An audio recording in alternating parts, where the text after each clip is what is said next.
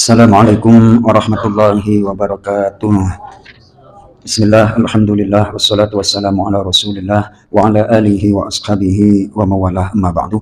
Jemaah salat maghrib Madinul Ikhlas rahimakumullah. Saya akan melanjutkan kajian kultum kemarin berkenaan dengan kewajiban-kewajiban pokok yang diperintahkan oleh Allah dan resiko orang yang meninggalkan perkara-perkara tersebut. Dan saya ingin menyampaikan satu contoh dalam kehidupan nyata, yakni Allah Subhanahu wa taala berfirman dalam surah An-Nisa ayat 36, A'udzu billahi minasyaitonir rajim.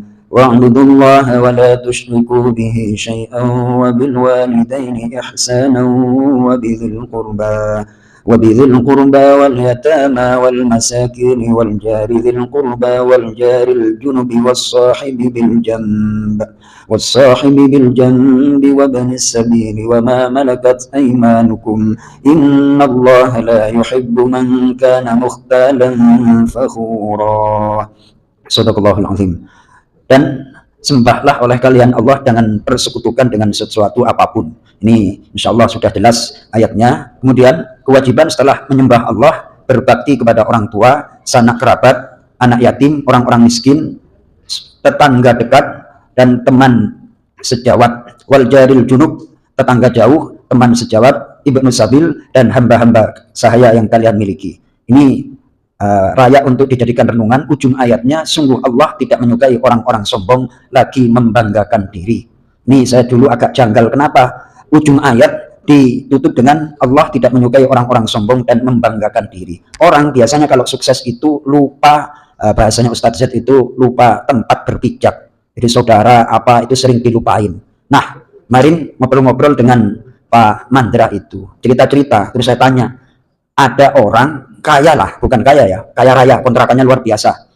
Kemudian dia punya saudara berdampingan dengan rumahnya, nggak tegur sapa, nggak akrab.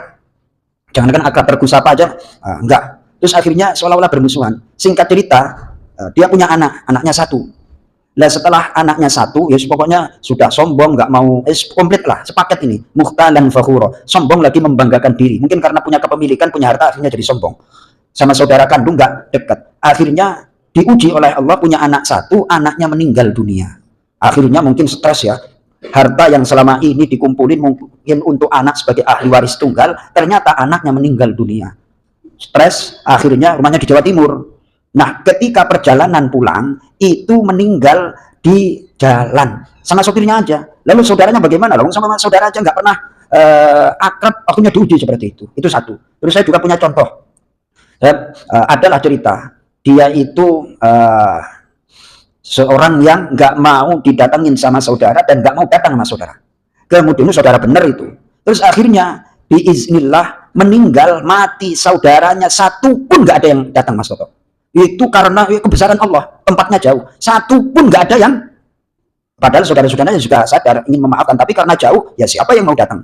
Itu kebesaran Allah. Jadi orang kalau sombong lagi membanggakan diri, tunggu resikonya. Ternyata Ustadz Yuda, orang pandai bersilaturahim itu butuh iman dan nyali. Maksudnya seperti ini, kalau rajin silaturahim itu biasanya setelah obrolan, yang namanya saudara itu ada yang menyenangkan, terus ada yang biasa-biasa, ada yang menjengkelkan. Kira-kira kategori tiga ini yang dominan yang mana Mas Toto? Ya kan, menyenangkan, biasa-biasa, ini kira-kira persentasenya gimana nih? Ya kan?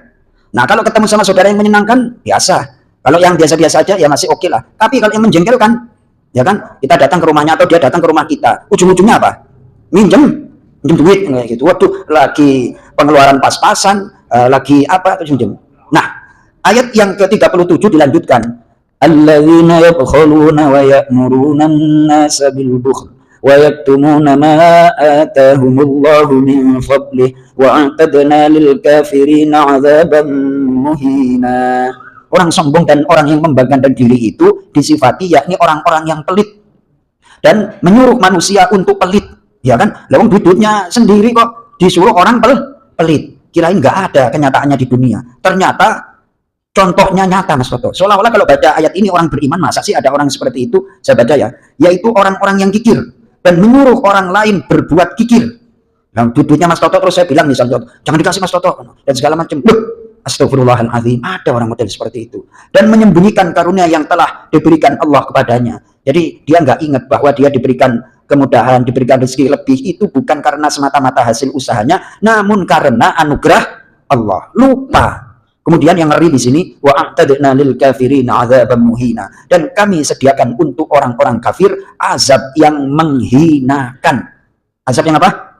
Jadi kalau Ustadz sudah baca awal surah Al-Baqarah, walahum azabun azim, dan bagi mereka siksaan yang besar, walahum azabun alim, ada siksaan yang pedih. Nah, di sini orang yang tidak menghiraukan kewajiban menjalin silaturahim, lebih-lebih kepada saudara dekat terlebih dahulu, akan disediakan siksaan yang menghinakan. Jenazahnya meninggal, nggak ada satupun yang rawat dari saudara, dan itu real, nyata, saya menjumpainya. Mudah-mudahan kita dihindarkan dari sifat-sifat yang tidak terpuji tersebut. Kita menjadi orang yang menyembah Allah, baik kepada orang tua, dan senantiasa berbuat baik kepada sanak kerabat, agar hidup kita mulia, mati dan dalam keadaan mulia, husnul khotimah. Terima kasih. Assalamualaikum warahmatullahi wabarakatuh.